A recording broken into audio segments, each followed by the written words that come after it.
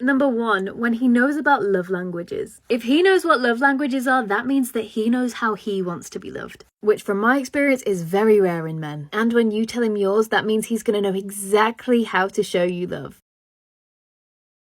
One of my biggest love languages, both giving and receiving, is gifts. It has a lot to do with how I was raised. All of my good childhood memories involved gifts. When I first met my husband, this was so lost on him. Like, I had the expectation and I cried on every single birthday. We both spent way too long just like me expecting him to love me the way that I just thought that he could and would. Like, when you're in that infatuation honeymoon phase, you kind of just like think that they know you perfectly and this is like meant to be and the stars align. No. It's not that they don't love you. It's that they don't know how. And you have a responsibility to communicate that to them. I'm not trying to be a pick-me girl. Listen, if he's a lazy slug, you will know. I went through that phase that's like, I don't want to tell him to buy me flowers because then he didn't buy me flowers because he wanted to buy me flowers. Like, I had to tell him to buy me flowers. You have to get over that. You have to. The saying, closed mouths don't get fed. Like, you have to communicate what you expect and what you want and what makes you feel loved.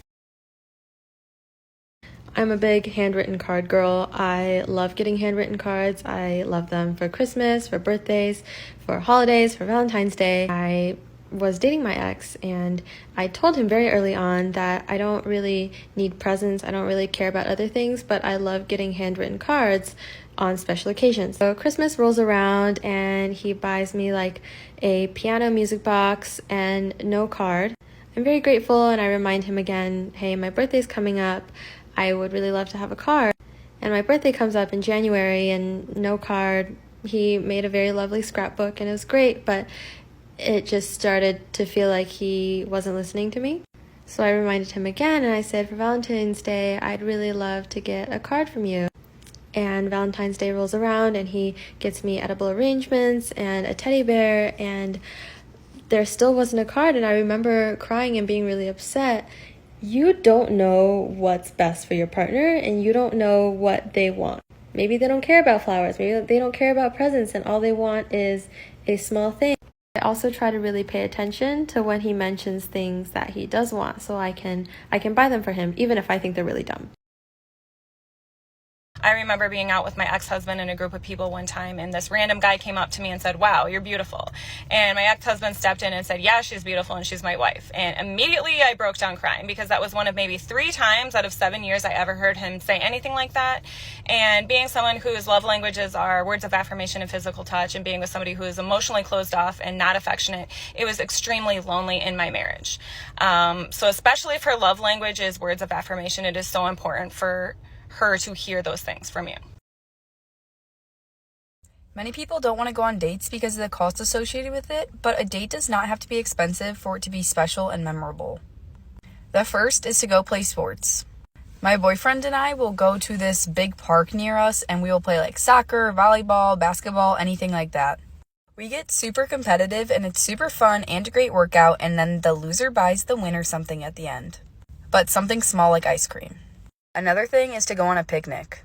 You can get dressed up for this, buy food from the grocery store, or get food at home, or get takeout, and then go to a very pretty park during sunset and watch the sunset while having a picnic. It's a perfect way to get all dressed up, feel like you're on a date without having to spend all the money of a restaurant. Another is to find a nearby town to explore. It's fun to drive to that town, walk around, and just spend a whole day. Some women are saying their men just get into bed without brushing their teeth and are expecting them to have sex. Their husbands are saying, I don't remember what it's like to have sex. And they're saying, yeah, I don't remember what it's like to be turned on. Men just don't remember what they did to get their woman into bed in the first place. I think it's a good way for men to remember how they got their girl in the first place is to look at them like they are wanted by other people. And how would someone else see them? And it kind of switches you out of that role of taking them for granted to taking them into bed.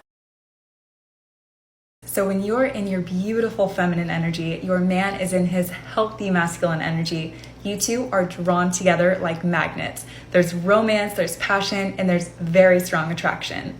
As soon as you start mothering your man, you are no longer in your feminine energy. You start leaning towards him. What other choices does he have now except to lean back?